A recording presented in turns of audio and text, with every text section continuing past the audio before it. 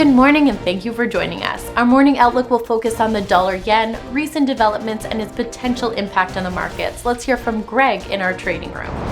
The dollar-yen pair has fallen 0.8% in the last two sessions. The Williams indicator is diminishing into the oversold area.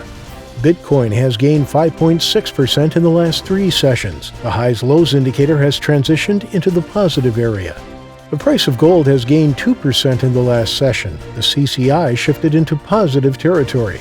The price of crude oil has gained 1.1% in the last session. The ROC moved sharply into the positive zone. Thank you for your insightful trading ideas. Moving on to world headlines.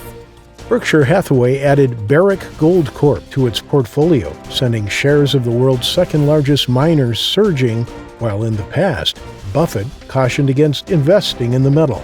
Hedge funds turned bearish on the dollar for the first time since May 2018, an indication that a summer slump in the world's reserve currency will be prolonged. The popular analyst and crypto trader Mikhail Vandipop shared the prevailing sentiment in the market.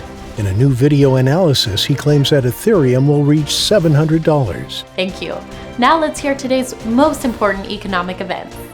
The UK CPI will be released at 400 GMT, the UK Producer Price Index at 400 GMT, the Eurozone's current account at 600 GMT, the Eurozone CPI at 700 GMT, the Canadian CPI at 1030 GMT, and the Canadian wholesale sales at 1030 GMT. We hope that you've enjoyed today's market outlook. On behalf of all of us here, we wish you a productive trading day. Be sure to join our next review for the latest news and events from the financial markets.